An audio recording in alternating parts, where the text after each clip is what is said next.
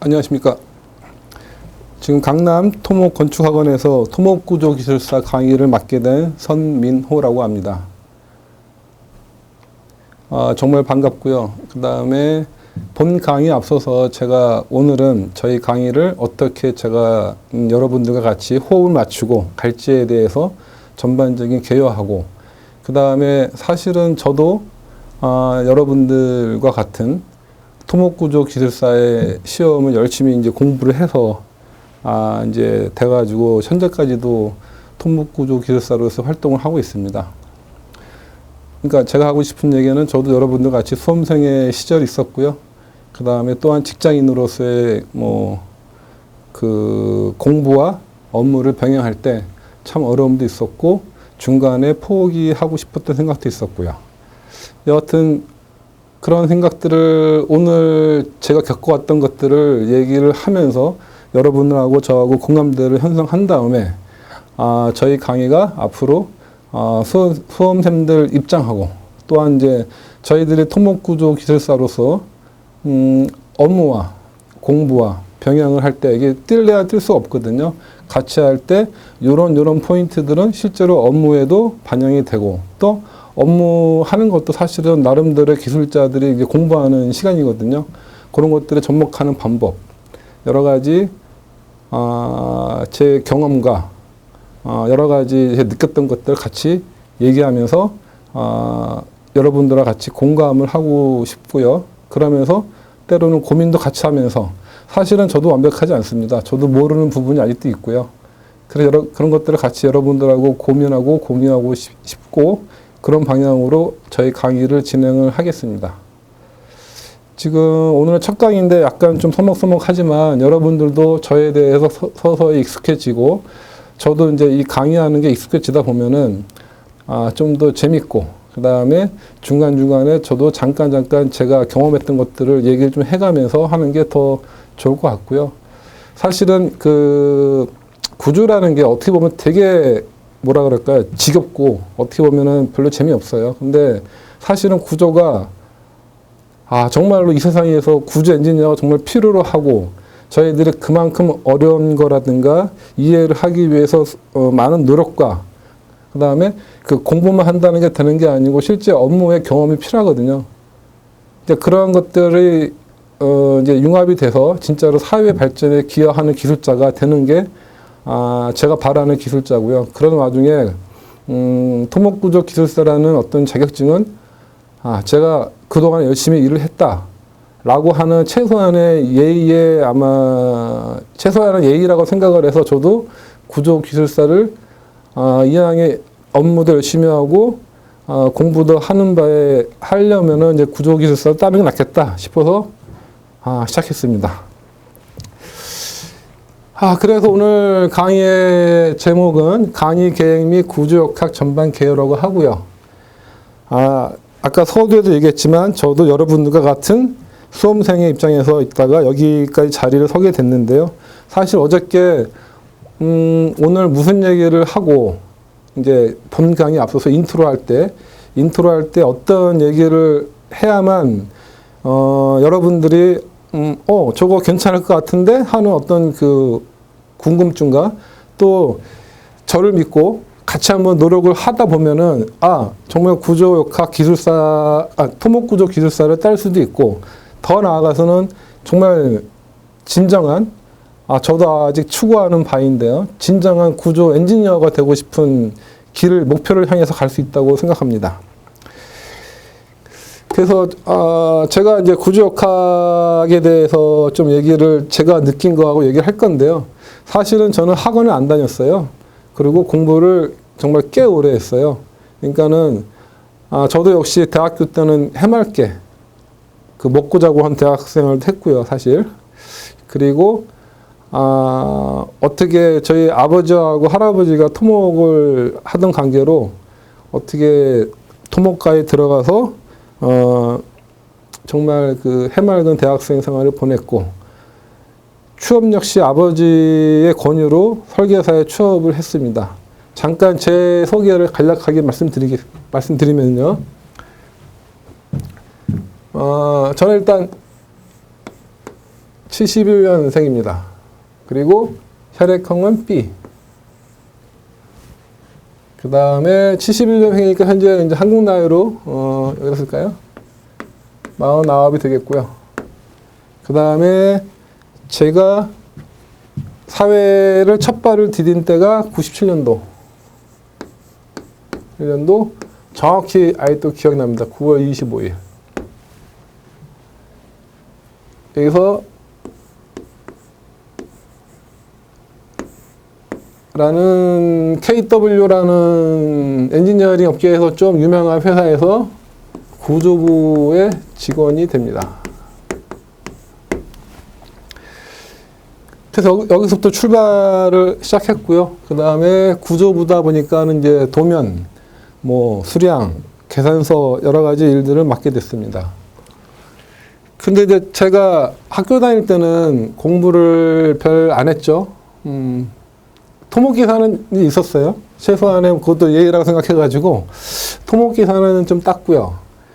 근데 제가 머리가 좋지도 않고 특별하게 나쁘지도 않지만 또 센스가 있지는 않아요. 사실 토목하려고 그러면은 어떤 지형 지물, 어떤 방향 감각 뭐 그런 것들이 좀 필요한데 저는 그런 게 전혀 없었거든요. 근데 여기 이제 들어가서 같이 이제 일을 하는데 제가 좀 말귀를 잘 못 알아먹는 편이었나 봐요. 왜냐하면은 종평이라는 거를 그리고 지형도 위에서 교란 계획을 세우고 종단을 입히고 뭐 횡단 구배 뭐 그런 거 하다 보니까 제가 잘 모르겠고 그 다음에 더군다나 어떤 지형에 그러니까 그래서 이제 등고선이 이렇게 있고요. 등고선이 이렇게 있다고 치고 밑에 종단 보면은 이제 이렇게 물이 있고 여기로 이제 교량이 지나가려는 계획을 하다 보면은 여기 구조물을 하려고 그러면 터파기라는 걸 이렇게 해서 이제 이 토공을 이제 해야 되는데 위에서 보면은 이제 길이 있고요. 여기서부터가 이제 교량 이 상판이 여기가 되고요. 그다음에 이제 교대 자리가 이렇게 위치를 하고 여기도 교대 자리가 이쯤에 있다고 가정을 하고 그럼 터파기를 하게 되면은 이 어떤 그 송토 놀이 같은 것들이 이렇게 해서 놀이가 이제 떨어지는데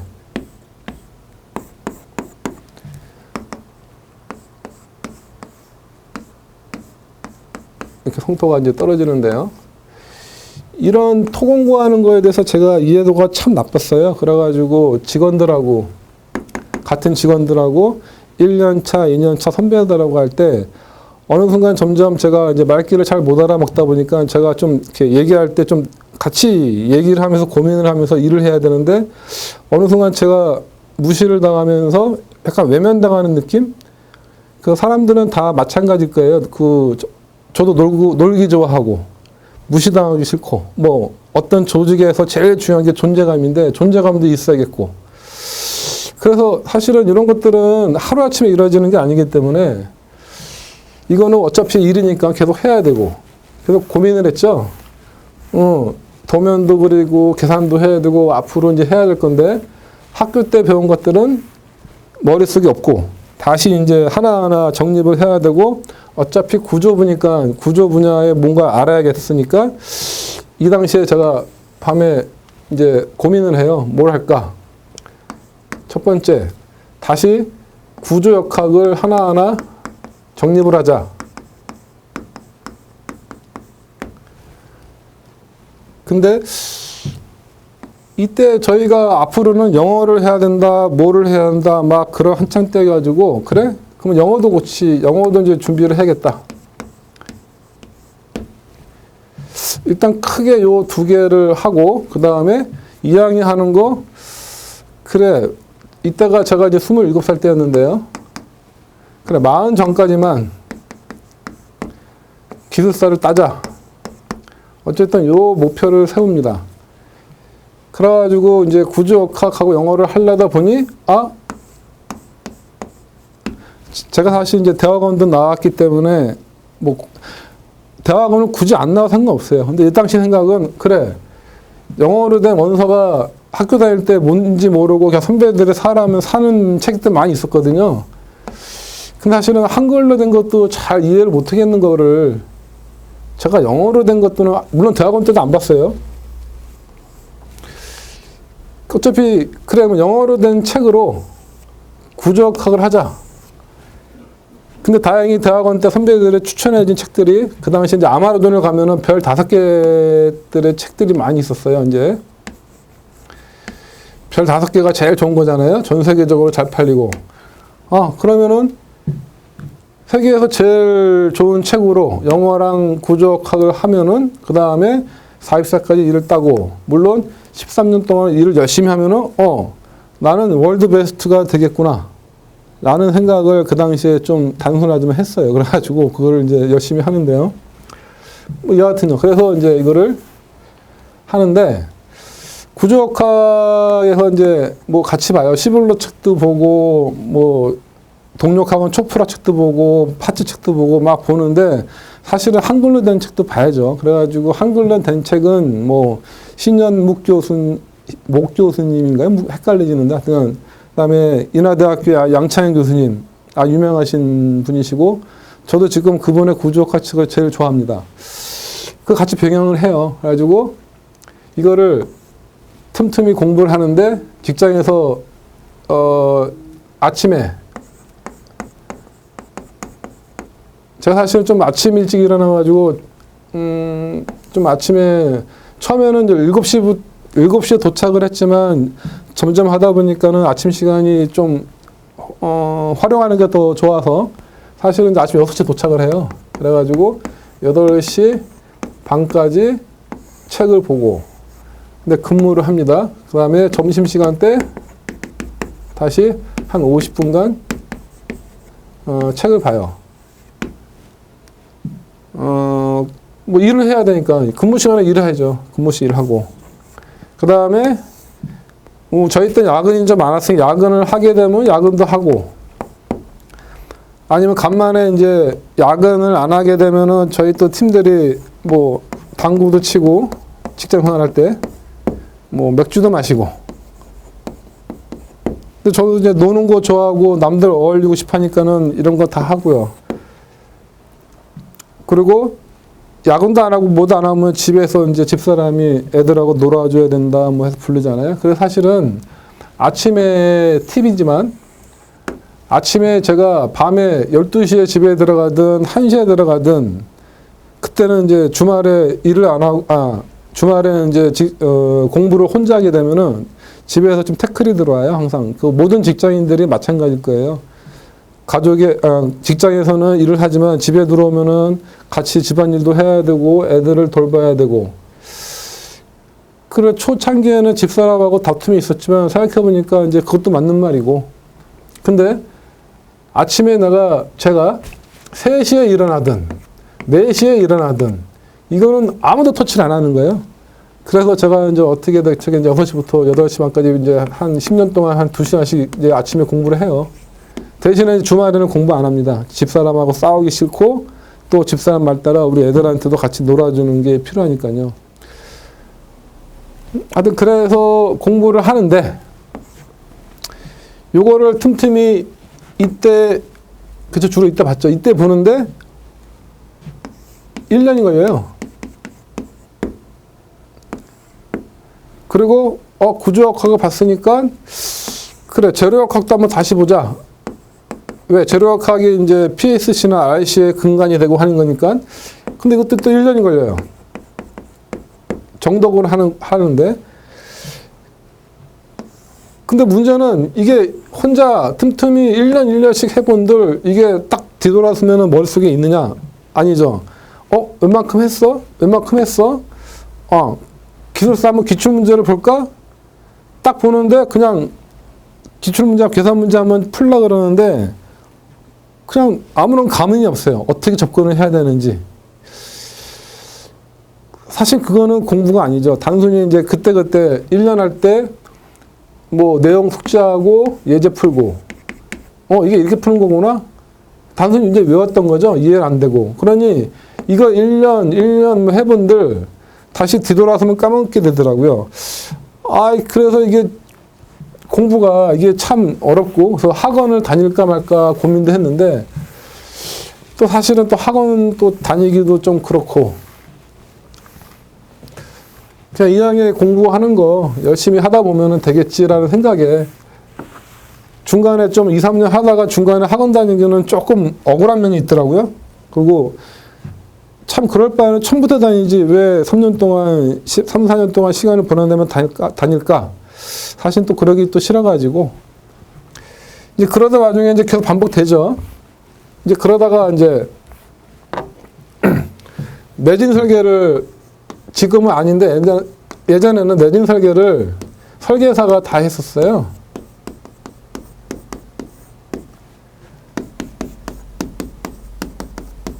사실 저희 나라에 내진 설계가 도입된 거가 96년도 도로교육 시방서가 했었는데, 제가 이제 97년도 입사했으니까 그때 2000년 시방서가 나오고, 그 다음에 2005인가요? 저희 나라 시방서가 5년 주기로 나오나요? 그 다음에 2010. 이때 처음 도입되고, 이때가 좀 강화되고, 그래서 이때 당시에 이제 설계사가 대부분이 수행을 하는데, 사실은 저희 구조가 그래요. 이게 알아야 해요. 단순하게 그 선배들이 했던 계산서 샘플 보고 해라? 그 갑다다가 하면 좋은데, 사실은 알아야만 할 수 있는 거예요. 그래가지고 제가 사실은 동력학을 다시 또 봐요.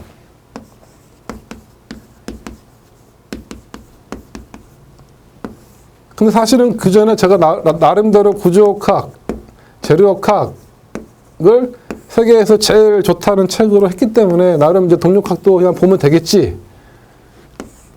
그래서 초프라 책을 초프라 책이 또 별 5개짜리여가지고 초프라 책을 딱 보는데, 초프라 책에 본문 들어가기 전에 첫 번째 거기도 이제 인트로가 있는데, 인트로에 제가 하여튼 기억이 납니다. 럼프드 매스가 있고, 이거 자유도라 그러고, 땅을 쳤었을 때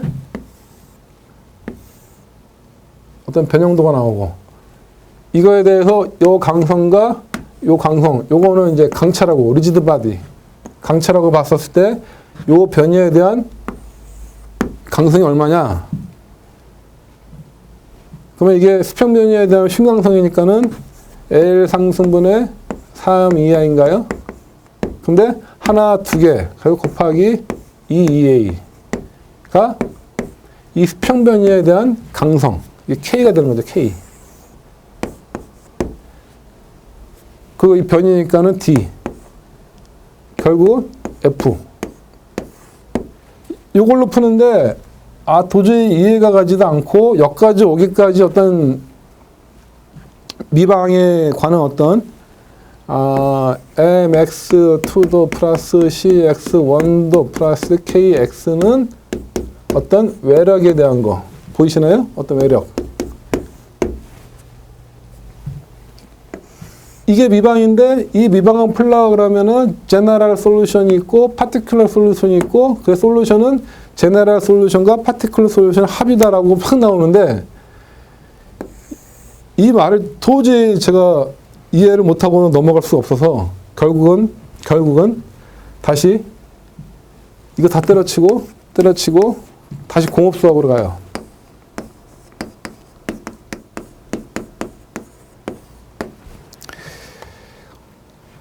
지금 여러분들이 토목구조 기술사인데 지금 무슨 얘기 하냐라고 지금 중간에 들으시면 의아해할 수 있는데, 일단 들어보시면 좀 느끼는 게 있으실 거예요. 좀만 기운 내시고 들어보십시오. 그래서 제가 하다가 보니까 공업수학까지 다시 갔어요. 근데 공업수학이 제가 학교 다닐 때 공업수학 책을 보면 왜 두껍고 참 재미없잖아요. 그래도 수학을 좀 알아야 될 것 같아가지고 좀 봤어요. 보는데 그냥 중간에 말았죠. 왜? 일단 재미가 없어요. 이해가 안 가니까, 당연하니. 이해가 안 돼요. 재미가 없어요. 그러던 중에 이제 그래도 그 사실은 여기서 또 중요한 제가 전달하고 싶은 중요한 얘기 하나 있는데, 그래서 저희 구조계산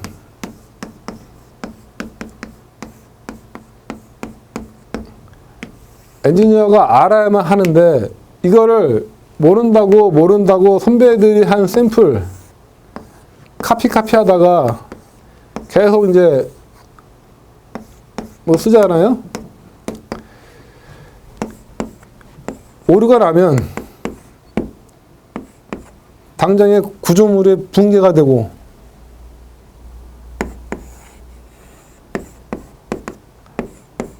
이게 이제 탁, 이게 그러면 이제 인명 피해가 오잖아요. 아, 도저히 잠을 못 자겠는 거예요. 그냥 알아야 되는데, 그러면 이제 물어볼 거예요. 선배들한테 물어보면 되지. 아, 근데 선배들도 잘 모르는 것 같아. 그리고 다들 바빠 죽겠는데 여기가 학교냐? 라고 하는 핀잔도 들었어요. 그러니까는 사실 이 형인데 처음에는 이제 선민호가 좀 하려고 하니까 좀 가르쳐 줘야 된다고 가르쳐 주다 보니까 뭐 했는데, 제가 자꾸 물어보니까 이제 본인도 본인 일 해야겠지. 뭐 짜증 나는 거죠. 전 몰라서 짜증나고, 선배는 본인 일 해야 되는데, 아주 기억납니다. 가끔 이제 지금 되게 친해졌어요.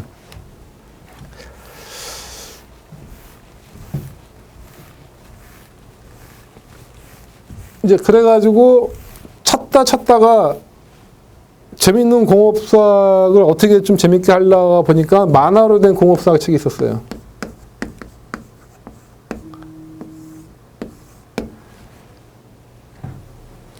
아, 이거를 탁 본 순간 내가 왜 공업사학을 해야 되고, 왜 1개 미방이 어떻게 되고 2개 미방이 어떻게 되고 편미방이 뭔지 이 만화책에서는 정확하게 저를 이해를 시켜줬어요. 어떻게? 미방이 도대체 우리 주위에 어떻게 활용이 되는지 처음부터 그거부터 알려주고 하나하나 들어가 주니까 이해가 필요하고 이해가 쉽게 되고, 내가 왜 굳이 학교 다닐 때 다 했는데 또 해야 되는지, 왜 해야 되는지를 가르쳐 주는 거예요. 그래서 요거가 저희 지금까지 어떤 인생에서 이게 하나 터닝 포인트. 그 다음에 이제 하나 더가 어느 순간 이제 이거가 돼가지고 다시 역학하고 동력학하고 뭐 좌굴까지 뭐 대충 이제 보고 막 있는데, 저희 직원 한 명이 계산기가 되는데 문자가 되는 거예요. 어떻게?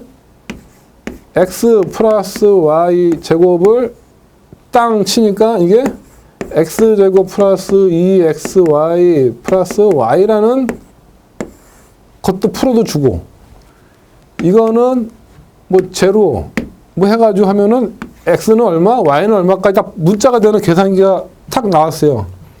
그게 하여튼 기억나는 게 이제 그 텍사스 인스트루먼트에서 나오는 TI 계산기인데요. 저는 그날 그거를 그 당시에도 한 20몇만 원 했던 것 같은데 그걸 그냥 바로 사버렸어요. 그러다 보니까 그 전에 이 만화로 된 수학책을 보고 이해를 했다고 하더라도 계산기가 문자가 다 풀어주면 우리는 뭐 할 거 없을 것 같죠. 천만의 말씀.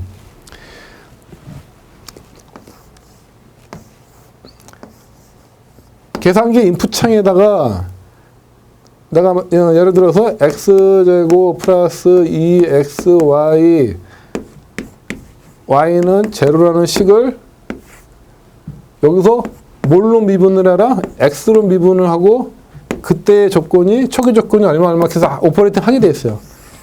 이렇게 해야만 x는 y는 해 나오는데, 이때 미분할 때 종속 변수랑 독립 변수의 어떤 관계를 내가 함수에 관한 관계를 이해하지 못하면은 문자가 되는 계산기라도 내가 오퍼레이팅을 잘 할 수가 없어요. 그게 어떤 수학적인 함수의 관계, 이해를 해야만 계산기도 잘 다룰 수 있어요.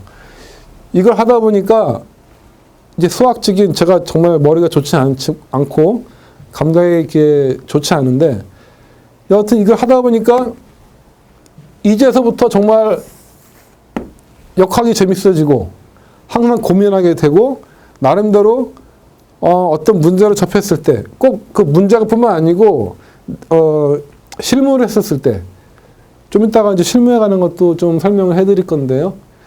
그런 거 있었을 때 되게 저한테 다가오는 어떤 감동이라 그럴까? 그게 엄청나게 컸어요.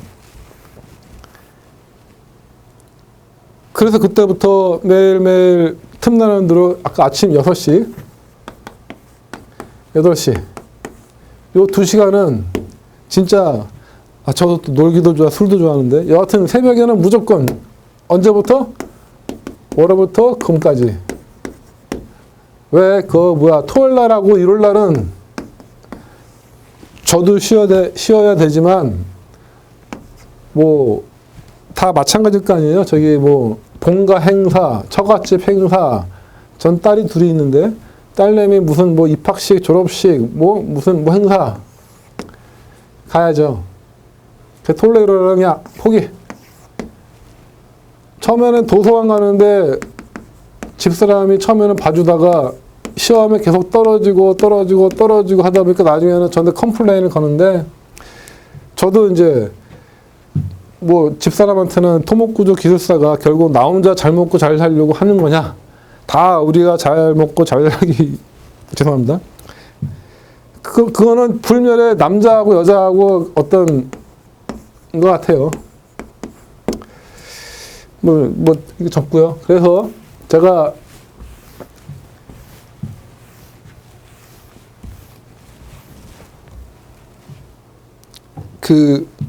얘기했죠. 다시 이제 아침에 6시부터 8시, 요거 키포인트 1입니다. 그 다음에 2가 공업수학인데, 어떤 공업수학? 만화. 그 다음에 3, 계산기.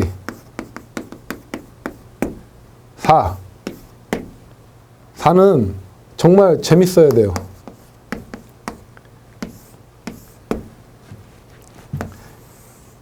왜 재미있으려면 어떻게 하면 재밌냐면은 이 공부만 잘한다고 재밌는 게 아니고요.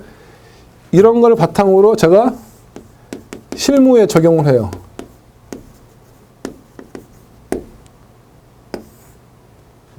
그러면 주위에 아까 뭐 선배도 있었고 형도 있었고 동생도 있잖아요. 제가 같이 이제 얘기 좀 해줘요.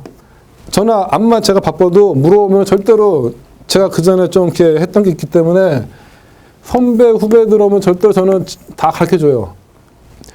내가 아는 게 나만 아는 것도 아니고 어차피 저도 책 보고 있기 때문에 그거는 뭐 이 세상이 다 아는 거예요. 실무에 적용하니까는 이렇게 해서 같이 어울리고 엔지니어는 같이 경험을 공유하면서 얘기를 많이 해야 되거든요. 재밌어지고 그 다음에 계산기가 되고 수학이 되니까는 역학이 있는데 여기서 또 중요한 게 나옵니다. 5번째 변분.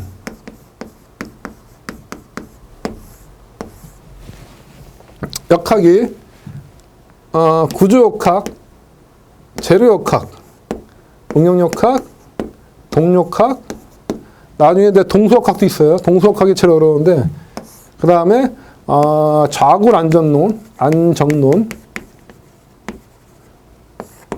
유한요소?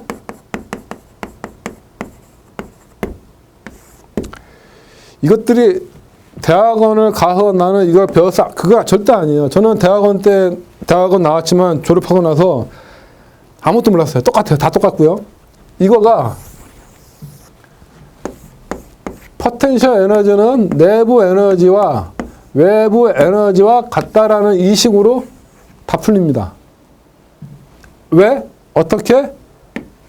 계산기가 풀어주는데 계산기가 풀어주는 게 아니고 요 식은 제가 공학적 감각과 어떤 수학적인 이해관계와 그동안 제가 갖고 있던 역학 지식에 의해서 이 식을 세워요. 이 식을 세우고 여기 안에 변수들이 있는데 거기 안에 있는 해를 찾다 보면은 그게 다 미분이거든요.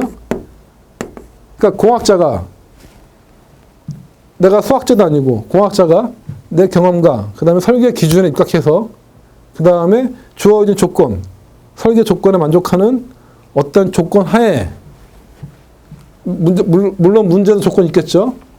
내가 이 식을 세워주고 그 조건에 다 만족하도록 그런 게 내가 할 일이지 이 안에 수학을 사인, 제곱 x를 내가 적분을 하는 거를 내가 왜 외워야 되고 미분하는 거를 어떻게 내가 다 일일이 다 기억을 해요.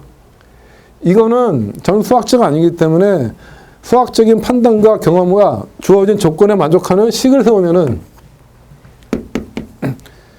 계산기가 풀어주면 되는 거죠. 사실은 그게 공학도의 일이라 그러고 사실은 이 계산기는요. 미국의 중고등학교 애들은 다 써요. 계산기 옛날에 카스티그라노 제1정리, 제2정리 있잖아요. 그거는 라운드 U, 내부 에너지를 라운드 P, 하중으로 편미분하면은 처짐이 나오고, 내부 에너지를 처짐으로 하면은 P가 나온다? 그래서 P가 나오죠. 그래서 내하처, 내처하, 이렇게 외웠는데, 이거는요, 이거를 다 풀고 해서 정리를 하다 보니까 이렇게 되는 거예요. 근데 옛날에, 옛날에, 뭐라 그러죠? 옛날에 사람들은 계산기 없었기 때문에 옛날 사람들은 다 수계산으로 해야 됐었어요. 그래가지고, 불과 50년, 60년 전만이라도 이거 다 풀려고 그러면은 나중에 제가 소개를 드리겠지만 한 몇 장, 10장 막 나와요. 이거 하나 갈라 그러면. 그러니까 중간 과정을 다 생략하고 이것만 나오는 거예요. 근데 이게 아직까지도 이게 나와요. 현재 책에. 그러니까 좀, 앞으로 구조역학 책을 쓰시는 분들도 좀 고민을 해야 될 거예요. 딱 그래서 정리를 하자 그러면은 저도 여러분과 같이 수험생 시절이 있어서 과정을 하다 보니까는 이렇게 걸쳐서 왔는데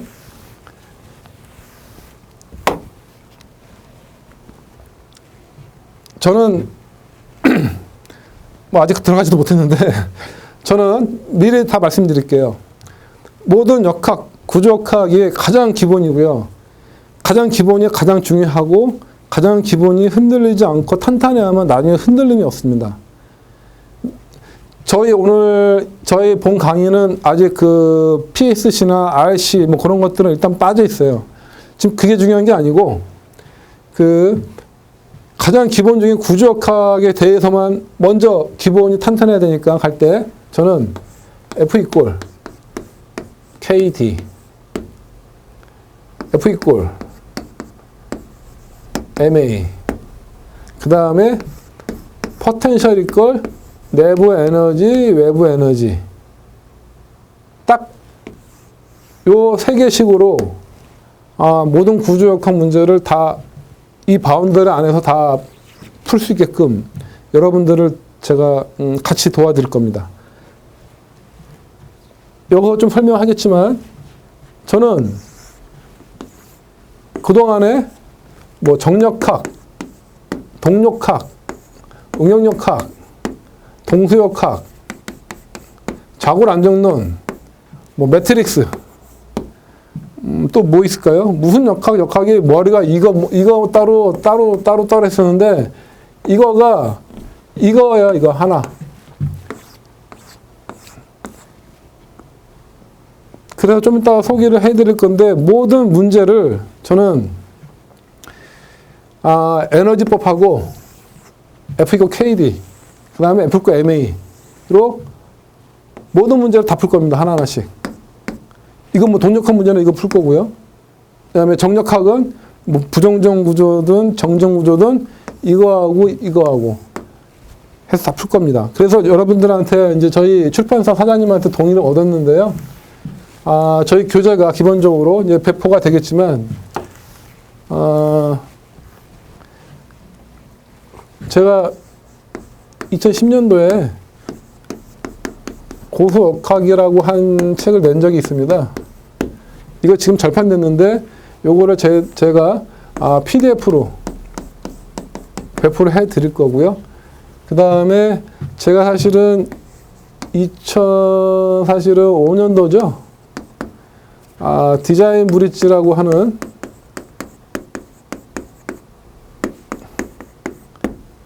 그러니까는 www.dsigmbridge.net 이라는 홈페이지를 지금껏 운영을 하는데 지금은 좀 활성이 안 돼 있고 제가 좀 바쁘다 보니까 관리도 안 돼 있고 사실 이것도 제가 혼자 만든 건데 이제는 저도 이제 잘 못하겠더라고요. 그래가지고 좀 돈을 들여서라도 리빌딩 뭐 아니면은 뭐 다시 이제 개선 작업을 할 겁니다.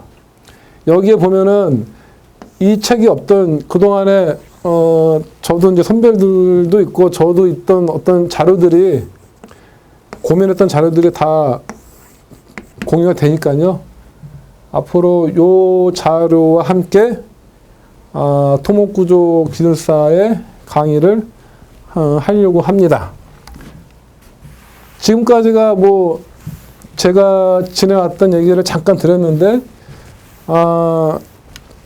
어떤 사람은 굳이 왜 저 양반이 저 얘기를 하는지 글쎄요, 각자가 좀 느끼시면 좋겠고요.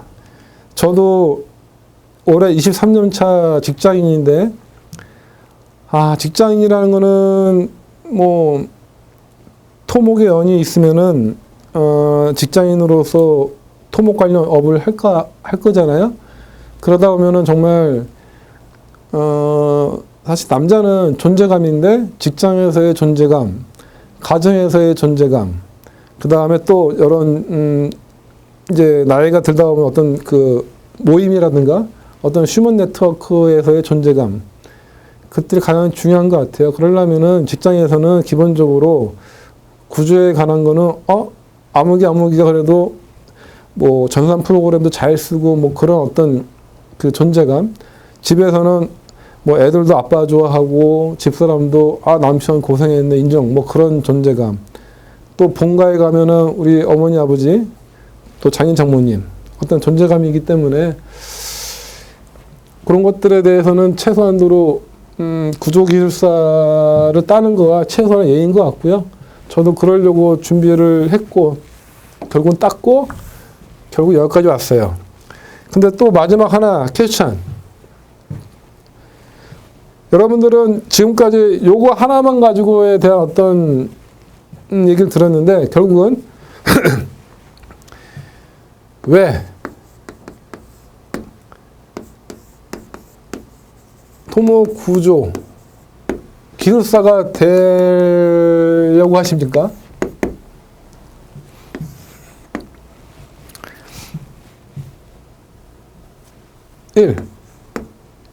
자격증.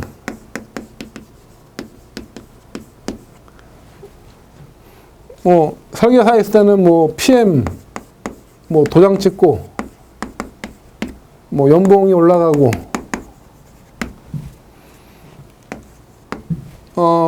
지금 이제 뭐 100세 시대인데 뭐 80세까지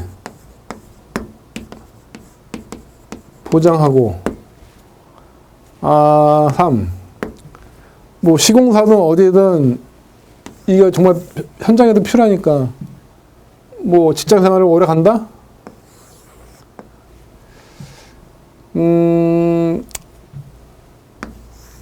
제 생각은 이것도 맞아요. 근데 제 생각은 제가 설계도 하고 설계도 도로, 철도, 항만, 플랜트, 뭐 해상풍력도 해두고 그랬는데 그 다음에 해외 현장도 잠깐 있어 보고서 여러 가지 뭐 이렇게 해봤는데 사실은 이것도 맞는데 이거보다 더 기본이 될 거가 진짜 구조역학을 좀 아셔야 돼요.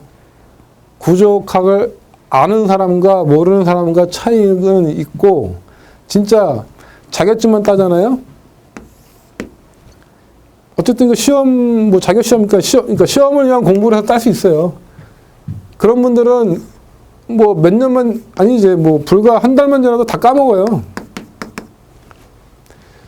저는 그래서 2학년 하는 거 그럴 거 없이 머릿속에 끝까지 남아있는 진짜 구조역학의 기본 이해를 했으면 하고 그래야만 정말 끝까지 갈 수가 있고 그게 제가 생각하고 있는 그 다음에 제가 여기 자리까지 오게 된 이유고 또 여러분들이 물론 그 여러분들이 이제 저보다 어린 뭐 대학생, 재학생부터 졸업생, 취업준비생 아니면은 각계각층에서 현업에 있고 직장과 공부를 병행하는 사람 또는 저보다 나이 많은 형님분들도 있으실 거고요.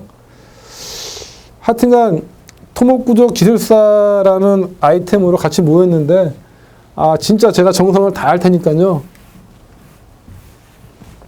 그 다음에 여러분들도 정말 편하게 저 메일이고 다 이제 올라갈 건데 정말 편하게 궁금한 거라든가 뭐 진짜 그 꼭 구조 이것만 아니고 제가 사실은 나이가 좀 어린데 머리는 좀 그렇더라도 좀 나이는 어리거든요. 그래서 저는 지금 원설계사에 있는 친구들은 이제 설계사 중형이 돼가는데 저는 그거보다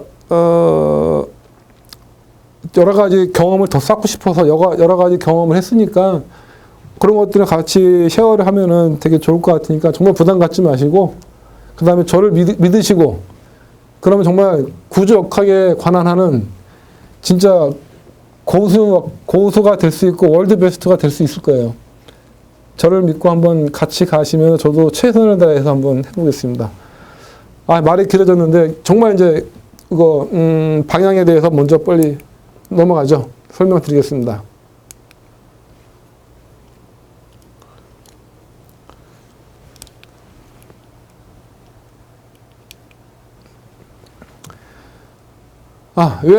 왜 구조역학을 해야 되나? 그다음에 합격 전략을 지금 잠깐 얘기할 거고요. 그다음에 다음번 강의부터는 본격적으로 구조역학에 관한 강의하고 이제 이게 끝나면은 나중에 이제 내진이라든가 기출문제 풀이 분석을 할 겁니다. 아까 말한 것처럼 구조역학에 관한 하는 구조, 재료, 응용, 동력학, 구조 안정론, 전산구조 등을 내가 통합으로 한꺼번에 설명을 할 거예요. 아까도 말했지만 또 얘기하는데 뭐 대학원 나왔고 안 나왔고 전혀 상관없습니다. 일단 저만 믿고 좀 와주시고 근데 아까 말한 것처럼 필수 조건이 하나 있어요. 이게 지금 계산기. 계산기는 꼭 지금 20만 원 정도 하는 것 같은데 정말 계산기는 꼭 필요합니다.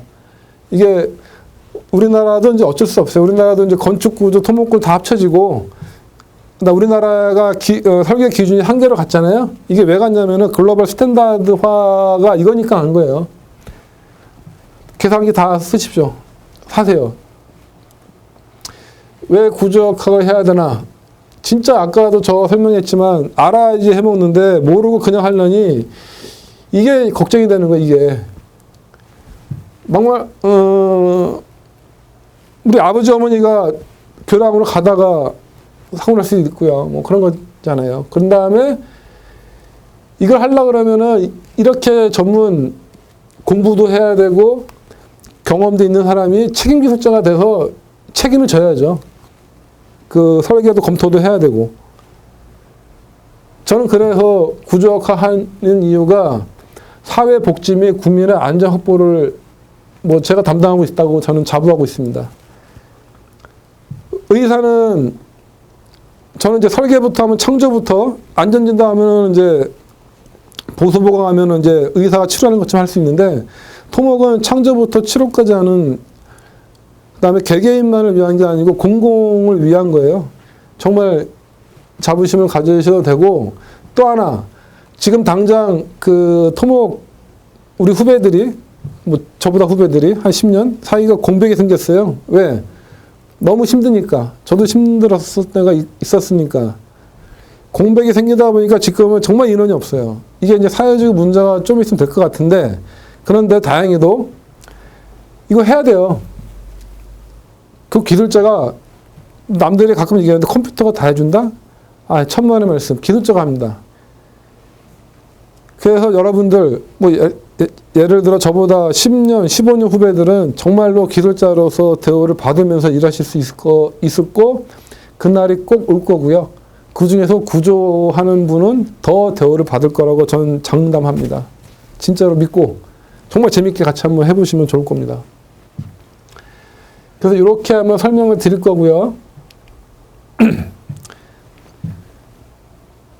다시 왜 구조역학을 해야 되나? 교량, 빌딩, 원자력 해서 다양한 분야에 다 구조가 다 있어요.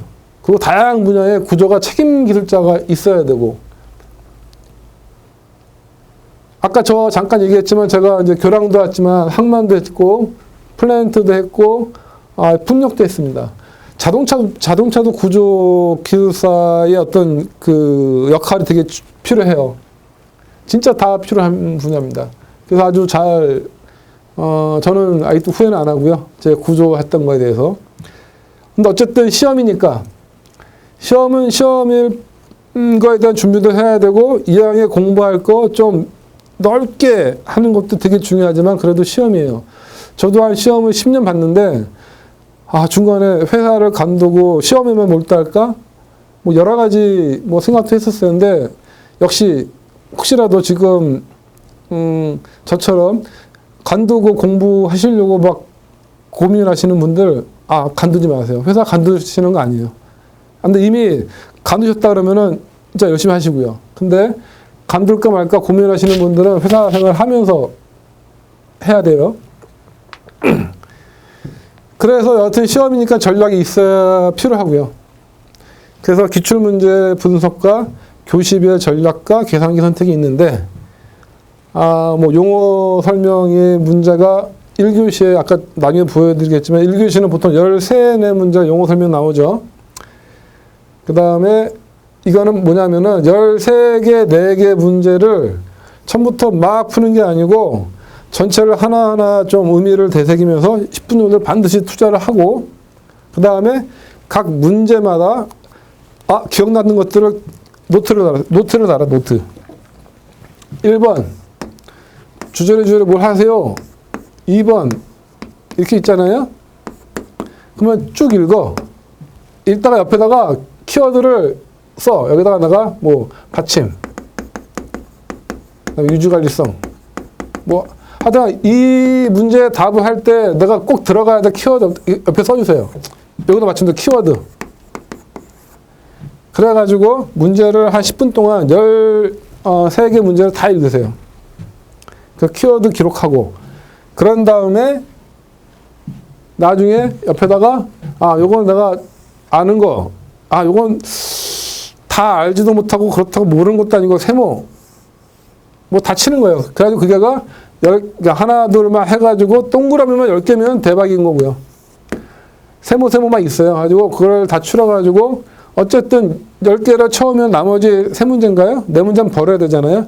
그럼 모르는 거 버리는 거고. 그래서 키워드 치면서 동그라미 이건 내가 확실히 아는 거, 잘 모르겠는 거 체크를 하십시오. 그리고 2, 3, 4교시 문제는 보통 6문제 나오잖아요. 그러면은 논술 2문제, 계산 2문제를 쓰십시오. 그리고 논술은 2, 3, 4교시의 논술이 25점짜리인가요? 25점이라고 해가지고 1교시 때 용어하고 틀린 게 하나도 없습니다. 2, 3교시의 논술도 키워드 적고 이 키워드만 정확한 키워드만 빠지지 않게 했으면 점수 받을 수 있으니까요. 그 다음에 뭐 문자 연산이 되는 거요. 앞에 이제 이 구조역학에 관한 걸 세부로 제가 한번 보니까 요게 이제 고수 구조역학의 목차와 비슷하고요. 뭐 아이템이 있죠. 자유도, 뭐 변분법, 이게 이제 아까 말한 이거로 다 풀 수 있고요. 그 다음에 자굴, 고유치, 뭐도 좀 필요합니다. 뭐 기하비선형, 선형화 유한변이, 뭐 동력학, 내진 설계, 구조물 계획시 고려사항 이렇게 썼는데, 또 여러분들이 야 구조기술사 다 따는데 굳이 뭐 이거 몰라도 다 딸 것 같은데 왜 이런 것까지 해야 되냐고 물으신다면은, 사실은 이거만 하면 이게 다 돼요. 너무 걱정하지 마세요. 정말 다 돼요. 그래서 이 모든 역학을 딱 하나의 그래프로 표현하는 게 뭘까 했는데 딱 그게 이겁니다. 선형, 탄성, 제로 비선형, 기하 비선형, 제로 기하 비선형. 단 요건 미소변이에요. 미소변이의 이론에 그 대변이 이론하고 잠깐 좀 틀리지만 어쨌든 우리가 하고 있는 설계의 모든 기법, 뭐 유한 요소를 아주 시뮬레이션을 아주 복잡하게 해가지고 뭐 지금 콘타 이쁘게 막 나오잖아요. 뭐 그게 뭐 제로 비선형을 뭐 고려하고 막 그래도 그게 결국 이 표인 거예요. 표. 그래서 이게 우리가 말하는 탄성, 뭐 자고라니 나오죠. 요거가 나중에 저랑 한번 이렇게 하다 보면은 이게 나중에 딱 봐서 이제 공감이 올 거예요. 진짜 공감이 올 거예요. 저를 믿고 가시면 될 겁니다. 설계법이라고 그랬지만 저희는 엔지니어인데요. 엔지니어가 할 수 있는 거는 법대로 하는 건 법이 기준입니다. 기준. 그리고 우리 엔지니어는 뭐 돈 주고 시키는 단순한 그런 엔지니어가 아니기 때문에 여러분들도 항상 건설 관련 법들을 좀 아셔야 돼요. 항상 왜? 내가 왜 설계를 해야 되지? 발주처한테 돈 받았으니까? 아니면 뭐 했으니까? 근데 왜? 그 다음에 내가 구조역학 푸는데 내가 왜 이식을 세워야 되지? 왜? 항상 왜라는 거에 대해서 항상 생활하시는 게 좋을 것 같아요. 그러려면은 기준이라는 거에 대해서 우리 법전이니까 아셔야 되고, 그 다음에 뭐 기준 알아야 되고, 그 다음에 지금 국가건설기준센터라는 데서 각종 설계 기준이 공유됐습니다. 아까 말한 도로교와 한계 형태 설계법 것들이 이런 것도 예전에 시중에서 책으로 팔았는데 이게 이제 국가에서 발주처별 다 틀렸는데 그걸 통합을 했어요. 이거 반드시 좀 보셔야 됩니다. 그리고 최근 뭐 출제 경향, 그 다음에 아까도 말씀 잠깐 드렸지만 기술사 수요가 올해부터는 제가 알기로 엄청나게 많이 뽑을 겁니다. 그게 정책상 그럴 수밖에 없고, 지금 건축 구조랑 토목 구조랑 통폐합이 되려는 글로벌 스탠다드에 일본하고 한국만 건축 구조, 토목 구조가 나눠져 있어요. 그거는 아닌 것 같아요. 구조는 다 똑같은 구조고. 하여튼 그래서 이제 이런 것들이 하면서 이제 그 수요가 급증되니까 이번 참에 공부를 좀 하시면은 뭐 괜찮을 것 같고요. 그리고 수요가 급증을 하면은 공급이 많아야 되고, 공급이 많으려면은 합격을 많이 올려야 돼요. 합격률을 많이 올리려 그러면은 문제가 난이도라든가 뭐 그런 것도 약간 좀 쉬워질 가능성이 좀 충분히 크다고 저는 생각하고, 그럴 때일수록 그래도 기술사인데 토목기사 같은 문제 낼 수는 없잖아요. 최소한 뭐 기본 원리는 알 수 있는 거 위주로 문제가 나올 텐데, 그게 아까 말한 내가 구조역학에 관한 문제를 풀다 보면 알겠지만 그런 것들이 위주로 나올 겁니다. 네. 왜 구조역학을 해야 되는지, 저는 이러한 이유 때문에 국민의 안전을 위해서 저는 해야 되고요. 제 역할이. 그러기 위해서는 책임기술자가 저 같은 기술사가 되어야 되고, 그 다음에 구조는 모든 분야, 이제 이거 미래에 대한 사진인데요. 잘 보일는지 모르겠는데 뭐 하여튼 캡처했고요. LNG 그 탱크 저장할 때 여기 이제 터미널 저반 시설이거든요. 저도 이거 했는데 이것도 되게 그러니까 이게 이제 돌핀이에요, 돌핀.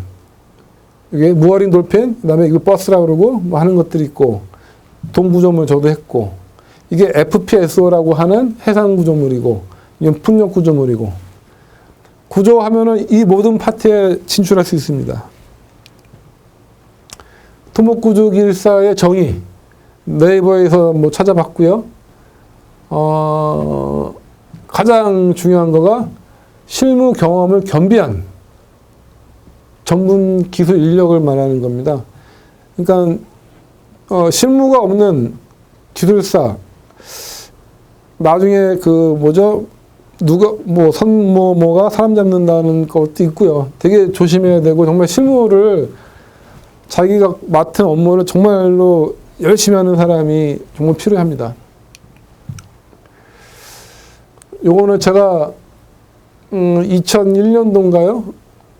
그때 마산에 있는 저도 연육교라고 한 설계를 했었을 때 제가 종평을 잡고, 이게 종평이라고 하는 겁니다. 아까 말한 게 편면의 어떤 그 지형도에다 입혀가지고 해상에 넘어가는 거. 통과형하고는 어떻게 건축 한계에 맞게끔 해야 되고, 보링을 맞춰가지고 기초는 어느 정도 깊이까지 박아야만 기초가 흔들림이 없고 잘 지지가 되는지, 그 다음에 요 아치 라이즈비라고 그러는데, 아치 라이즈비는 보통 얼마가 돼야 되는지, 지간에 보통 15%가 라이즈비입니다. 뭐 그런 것들. 그 다음에 뭐 선형, 횡단구배, 배수는 해야 되니까는 구배에 따라 배수도 해야 되니까 뭐 그런 것들. 그래서 이런 도면에서는 이 종평이 가장 중요하고, 이 종평이 모든 계획을 함축하고 있기 때문에 이 종평 잡는 사람이 가장 잘해야 돼요. 이거를 꼭 여기 있는 위에 책임 기술자들이 또 꼭 봐주셔야 되고.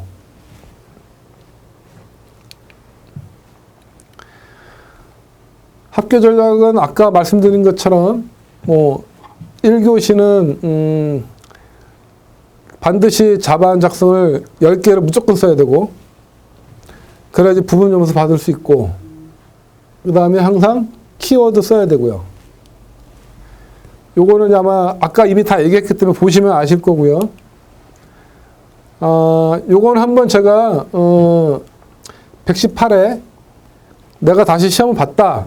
그러면은 어떤 문제를 손댔을까라고 하는 건데, 요거 한번 보시면은 이 선민호라는 어떤 강사의 경향을 알 수가 있고, 제가 앞으로 추진하는 바도 구조역학을 하게 별도로 하고, 나중에 용어 설명도 이런 위주로 한번 할 겁니다. 한번 빨간 줄 친 거 위주로 한번 봐주세요. 그러면은 제 성향을 좀 아실 수 있을 거예요.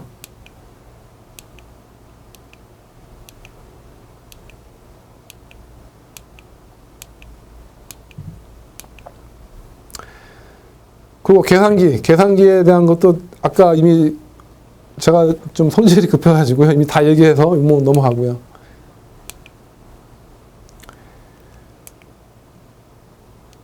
요것들은 아까 말한 변분하고 매트릭스 처진가법을 제가 강의를 하면은 이런 타입, 이런 타입, 이런 타입, 이런 타입, 이런 타입의 문제를 다 제가 같이 할 건데요. 다 풀 수 있고요. 이것들을 전산구조에서 프로그램도 맞춰보기도 하고, 그렇게 할 겁니다. 그리고 뭐 링빙부터, 케이블 달린 것부터, 스프링 달린 거, 그 다음에 여기 사단교의 개념이 있는 문제도, 이건 제가 직접 만든 문제인데 이거 정말 좋은 문제인 것 같아요. 제가 문제 만들었음에도 불구하고. 동력학, 뭐 좌굴 다 변분으로 계산기로 할 수 있습니다. 그래서 최종 저희 강의 이제 커리큘럼인데요. 다음 강의부터는 자유도, 변형도, 부정전 차수, 처진가법, 집적강도 매트리스 먼저 풀고요. 변분법 풀고, 그때부터는 요 앞에 각각이 풀었던 문제를 변분법으로 다 같이 풀고, 뭐 좌굴 안력과 다 하고 동력학까지 할 겁니다. 이때까지 하는 거가 아마 시간이 제일 많이 투자를 해야 되고, 가장 그 구조 기술자로서, 구조 기술사로서 기본 덕목이라고 저는 생각을 합니다. 그래서 아마 이쪽에 아마 제가 이 기본 유형까지 어떻게 옛날에 저처럼 몇 개월만 지나면 까먹는 게 아니고요. 제가 이 책을 쓰고 공부를 하고 한 지가 12년이 지났음에도 불구하고 지금 다시 얘기를 하잖아요. 왜? 원리를 제가 완벽히 이해는 못해요. 근데 공감을 하니까, 기억을 하니까, 어떻게 기억해? 이해를 해야 되니까. 그렇게 하게끔 제가 도와드리겠습니다. 지금, 이거 1시간이 벌써 지났는데, 정말 지루하지 않으셨는지 걱정이 되고요. 앞으로 이 자유도부터 진짜, 열심히 하겠습니다. 이 자유도 이게 제일 중요하고요. 이게 순서대로 되게 중요한 건데, 진짜로 이걸 알아야만 여러분들이 고수가 되고, 월드 베스트의 구조기술자가 될 수 있다고 저는 확신합니다. 저를 믿고 앞으로 같이 서로 소통하면서 정성을 다하도록 하겠습니다. 감사합니다.